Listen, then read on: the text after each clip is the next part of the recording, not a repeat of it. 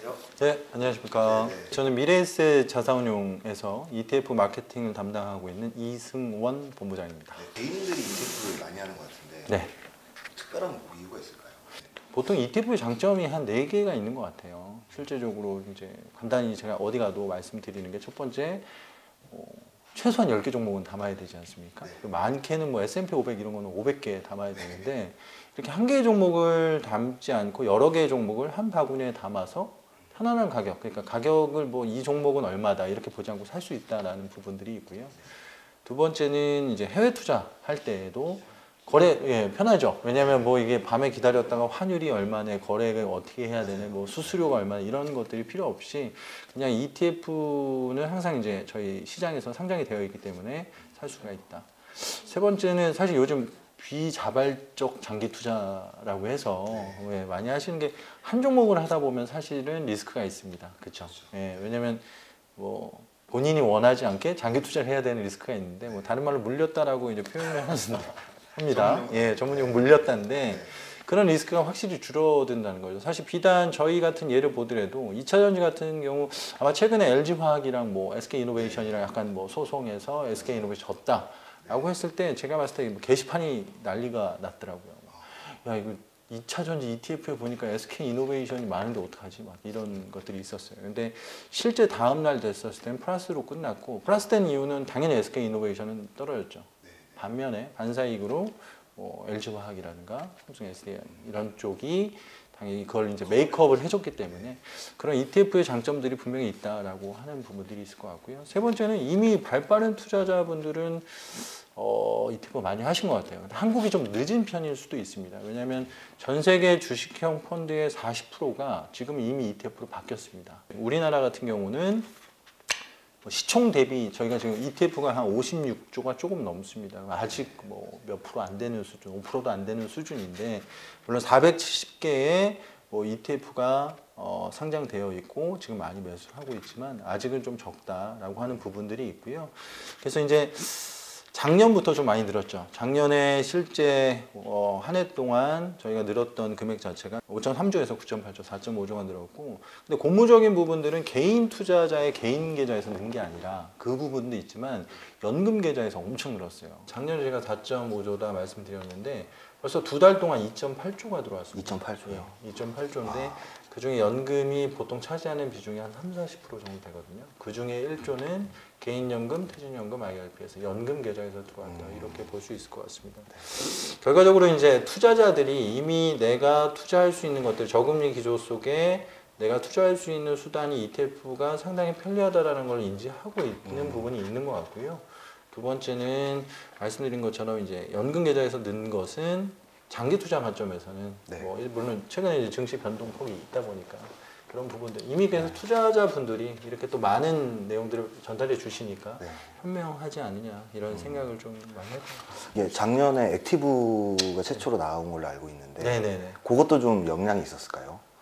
액티브 ETF요? 네, 액티브 나오면서 ETF 액티브 붐이 ETF는 실제 이제 액티브 매니저가 운영하는 액티브 ETF는 아니었고, 저희 회사는 AI 관련된, 또 뭐 타사는 빅데이터 관련된, 그래서 약간은 코스피를 일부 추종해서 비트할 수 있는, 알파를 낼 수 있는 그러한 전략을 썼던 건데 실제 규모가 많이 들어오진 않았어요. 상당히 뭐 인기가 있어서 이끌진 않았고. 아직은 레코드가 좀 필요한 상황. 네네네, 그럴 것 같습니다. 그러면 올해 좀 트렌드, ETF 투자 트렌드나 좀 키워드가 있다면 뭐가 있을까요? 올해 거를 조금 설명드리면 실제 지금도 그렇고 올해 이제 2021년 트렌드라고 했을 때는 작년에 이제 BBIG가 사실 선풍적인 인기를 끌면서 실제 ETF에 대한 것들이 많이 들어왔습니다. 실제 BBIG 자체가. 근데 BBIG가 뭐 아마도 저는 이런 표현을 많이 쓰는데 글로벌 BBIG 익스펜션이라는 말을 써요. 왜냐하면 실제 이제 2차 전지, 그냥 배터리이지 않습니까? 바이오, 인터넷, 게임 자체가 올해도 계속 유지될 것이다라고 표현이 되는데 이거는 이제 한국 시장뿐만이 아니라 글로벌리 이미 이 트렌드는 가고 있다라고 이제 표현을 좀 드리고 싶습니다. 사실 2차 전지 그러면 저희 이제 되게 많이 알고 있잖아요. 2차 전지 하면 전기차고 전기차인데 전기차의 침투율은 뭐 4%인데 2025년 5년 안에 25% 뭐 4대 중에 한 대는 될 것이고 2차 전지의 또 하나의 좋은 점, 각광을 받던 부분이 뭐 상위 4개사가 과점 시장이죠. 80%를 차지하고 있고, 그래서 진입 장벽이 상당히 높다라고 하는 부분, 이런 좋은 부분들이 있었습니다. 근데 최근에 뭐 화제가 있다 뭐 이런 부분 뉴스들이 있잖아요. 근데 사실은 전 개인적으로 생각하는 게 그런 뭐 어떠한 사건, 화제 같은 거 있으면 진입 장벽은 더 높아질 것 같아요. 왜냐하면 그만큼 기술력이 훨씬 더 중요하기 때문에 지금 하고 있는 뭐 LG화학이라든가 아니면 뭐 저희 뭐 3사가 있죠. 그리고 이제 뭐 그 CATL이라든가 뭐 이런 것들의 어떤 앞으로도의 진입 장벽은 더 높아질 것이다가 있을 것 같고요. 바이오라고 하면은 뭐 마찬가지인 것 같습니다. 예전에는 뭐 어느 암 뭐 개발을 했다, 신약이 뭐가 나왔다 했지만 지금은 그런 트렌드는 아닌 것 같습니다. 매출이 있는 대형 이제 제약업체가 등장을 하고 있는 거죠. 그래서 이 매출액 성장률 자체도 연 20% 수준이 되고 있는 것 같고요. 그 다음에 뭐 인터넷이라고 하는 것은 지금 저희도 광고를 내보낼 때 또는 뭐 어떠한 뭐 거래를 할 때는 온라인 광고 또는 전자상 거래를 통해서 많이 하잖아요. 그렇죠. 이게 2030년 되면 광고의 한 70, 80%는 이미 온라인 광고가 될 거고, 그리고 전자상 거래가 전체 거래의 한 40, 50%를 차지할 것이다, 이런 부분도 있고요. 실제 그리고 최근에 이제 클라우드 서비스 같은 경우는 뭐 예전 같은 경우는 막 어떤 비즈니스를 할 때 막 인프라를 구축해서 몇 조 투자해서 이렇게 해놨다가 거기서 이제 발생시켰던 것들을 이제는 클라우드와 같은 이런 서비스를 이용함으로써 훨씬 더 비용을 감소시킬 수 있기 때문에 각 기업들에 대한 투자는 늘어날 것이다 라고 하는 거. 게임 같은 경우는 예전에는 그냥 뭐 불경기 수혜주다, 뭐 노령화 수혜주다 뭐 이렇게 얘기했는데 이제는 뭐 메타버스라는 표현을 쓰지만 어떤 가상 세계에서의 실질적인 비즈니스 플랫폼 비즈니스가 되고 있다라고 하는 이런 매출액 성장률도 아마 한 25% 정도 수준 되는 것 같습니다. 그래서 이런 BBIG는 실제 괜찮았고, 이게 이제 작년에 보면 작년 한 해 동안 한국 시장은 코스피가 한 43% 성장을 할 때 BBIG 4개가 113% 딱 성장했습니다. 113%. 네. 그런 얘기를 좀 드리고 싶어요. 그러면 근데 너무 많이 올랐다, 이게 진짜 앞으로 잘 될 것이냐라고 얘기했을 때 요즘은 좀 트렌드가 바뀐 부분들이 있는 것 같습니다. 제가 이제 말씀드리고 싶었던 게 이런 테마형들이 사실 메가 트렌드가 돼야 되는 거거든요. 진짜 저희가 이렇게 시장을 봤을 때 도로를 나갔을 때 전기차가 진짜 대부분 불러다녀야 되고 이런 것들이 결국 메가 트렌드가 된다는 얘기인데, 사실 예전에 저희가 전기나 전화기 했을 때는 사람들이 전체 다 이렇게 흡수율 전부 다 쓰려고 했을 때 한 60년 정도가 걸렸어요.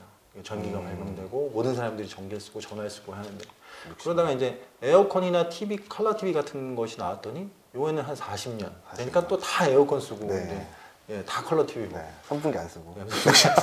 저는 가끔 씁니다만. 그리고 나서 되게 재밌는 게 저희가 이제 스마트폰은 모든 사람들이 지금 다 가지고 있지 않습니까? 사실 모든 이게 없으면 안 될 것 같고, 이게 나왔던 거 기자님 기억하실 것 같은데 그 스티브 잡스가 그 프레젠테이션 하고 이게 2007년이에요. 2007년이에요. 맞죠. 2007년인데 결국 13년 만에 모든 사람들이 스마트폰을 쓰기 시작했습니다. 그러면 지금 이러한 신기술, 신제품, 어떤 이런 새로운 트렌드에 흡수되는 속도는 엄청 빨라지고 있는 거죠. 그래서 아마도 뭐 전기차, 2차 전지 뭐 이런 것들은 좋을 수밖에 없다. 근데 이게 아마 더 빨리 올 것이다. 그래서 대부분의 리포트를 보시면 뭐 전기차가 어떻게 될 것이다, 뭐 할 것이다는 다 2025년, 2030년 이내입니다. 이때 이미 많이 올랐을 것이다라는 얘기를 하고 있고요. 그렇기 때문에 이런 테마가 글로벌 트렌드, 아니 메가 트렌드가 되기 전에 타는 거 좋을 것이다 생각이 됩니다. 그래서 첫 번째 키워드는 글로벌 BBIG. 두 번째 말씀드려도 될까요? 혼자 너무 말을 아니. 두 번째는 그린인 것 같아요. 그린. 최근에 이제 저희가 ESG라고 하는 것은 예전에 이제 규제의 척도였죠.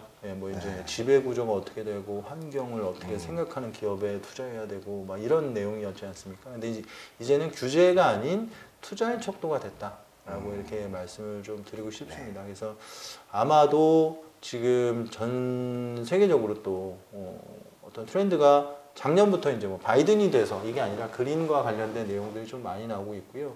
저희 회사 같은 경우도 이제 2월에 탄소 뉴딜이 나왔습니다. 저희만 나온 게 아니고 쫙 다 나왔죠.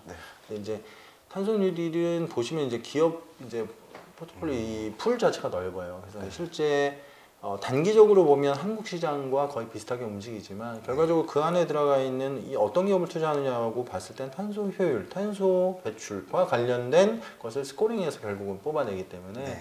장기적인 이런 어떤 그린을 강조하는 트렌드 속에서는 탄소 효율이 좋을 것 같고, 그리고 이제 내일 모레 3월 5일 날 저희가 상장을 하나 합니다. 그래요? 신재생 에너지라고 상장을 하게 되는데요. 네. 신재생 에너지는 실제 신에너지와 재생에너지거든요. 신에너지는 저희가 아는 수소에너지 뭐 이런 거를 생각하시면 되고, 재생에너지는 태양열, 태양광, 풍력, 또 풍력 이런 것들이죠. 그래서 결국은 이런 신재생 에너지 관련된 ETF가 또 나와서 앞으로는 ESG, 특히 환경, 왜냐하면 최근 환경 문제와 기후 위기에 대한 얘기들이 많이 있기 때문에 이런 부분에 대해서는 최근 다 얘기하죠. 탄소 배출 제로화 시키겠다라고 하는 게 유럽, 미국, 중국 다 했지 않습니까? 2050년 또는 60년에 몇천 조를 투자하겠다는 거 하는데, 탄소 배출이라는 게 사실 그런 부분이거든요. 탄소 배출을 실제 탄소 배출을 아예 안 하겠다는 아니고 탄소 배출을 하면 그만큼의 나무를 심거나 그만큼의 인프라를 만들거나 아니면 배출권을 사서 그만큼 상쇄시키겠다는 그게 이제 제로 어떤 프로젝트거든요.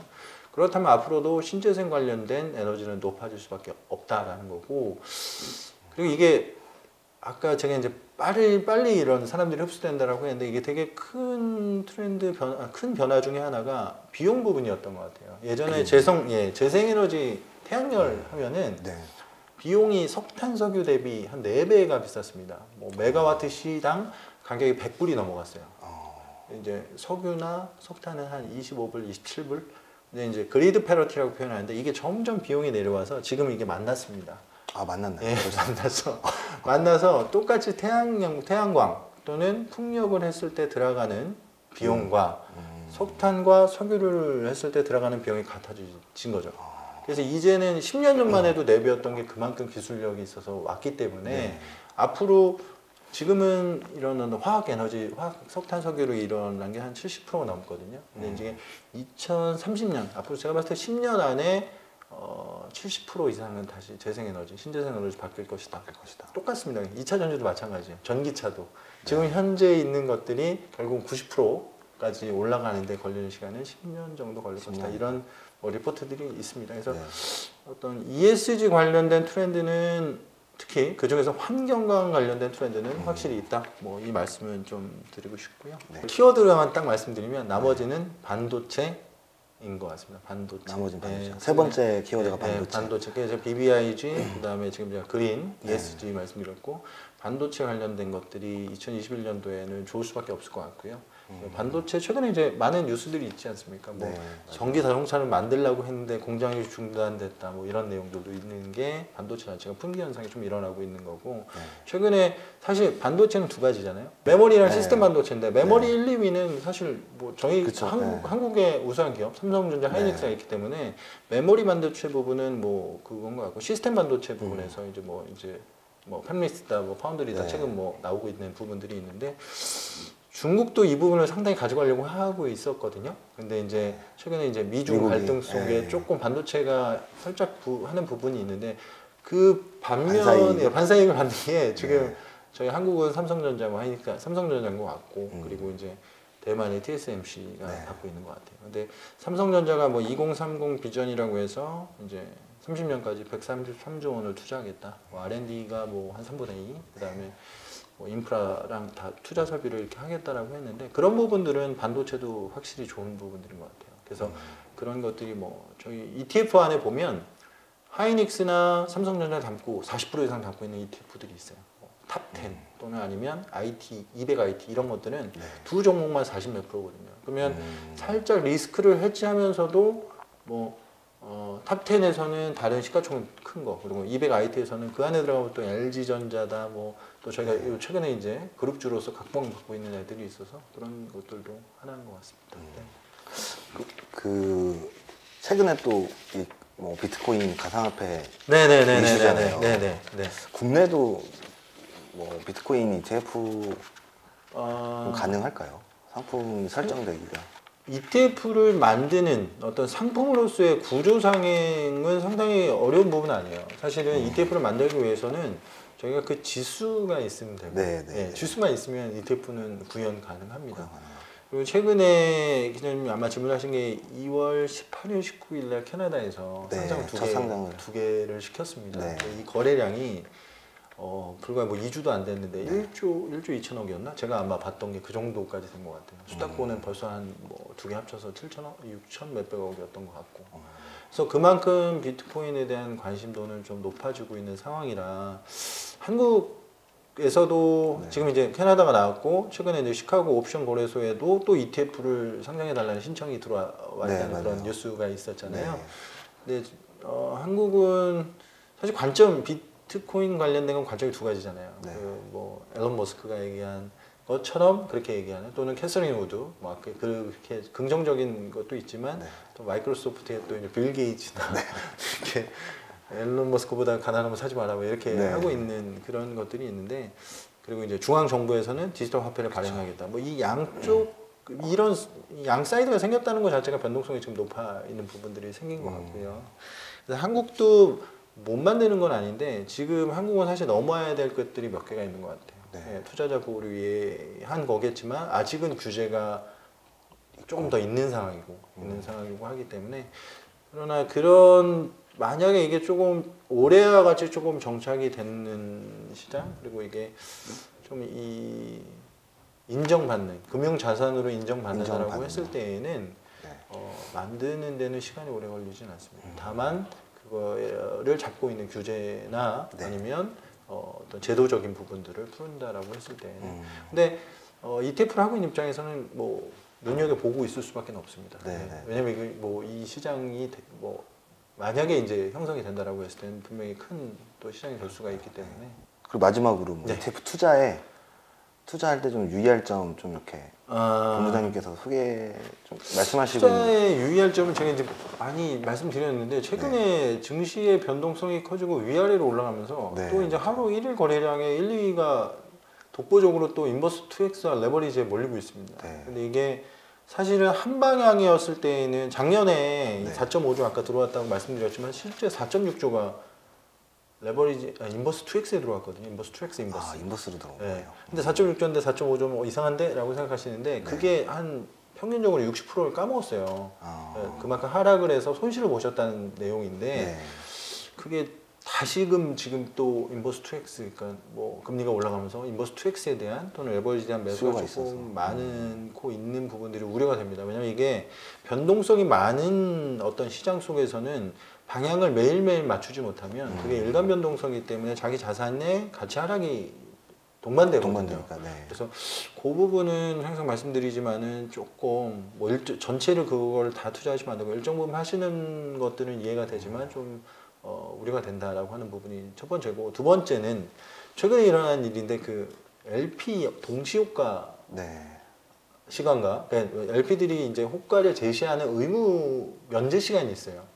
9시부터 유동성 공급자들이. 그러니까 이거는 LP가 원래 적정 가격을 맞추려고 항상 가격을 내는 의무를 가지고 있고 그렇게 하고 있는데 네. 9시에서 9시 5분 그러니까 9시 그 첫 5분과 마지막 3시 20분부터 10분 동안은 10분 동안 동시효과. 안 돼도 되고 물론 이제 모니터링을 저희가 하고 있습니다만 네. 근데 거래가 너무 작거나 이런 것들에 대해서 그냥 시장가로 이렇게 주문을 내놓으시면 네. 그래서 그런 현상들이 나타났습니다. 뭐 상한가 갔다가 이게 사실은 안 되는데 10% 올라가서 거래가 되고 근데 그게 다음날 9시 5분이 또 넘으면 다 맞춰놓거든요. 네, 이게 네. 그러면 이제 본의 아니게 되게 높은 가격에 사신 분들은 다음 날에 내려가 그냥 있고. 뭐 그게 많이 내려가 있고 그리고 낮은 가격에 사셔서 뭐 이득을 보셨다라고 하면 저는 뭐 그 부분은 긍정적이지만 높은 가격에 사셔가지고 그러면 뭐좀 애매한 수 있는 부분이 있어서 항상 그 의무 기간 그 LP 호가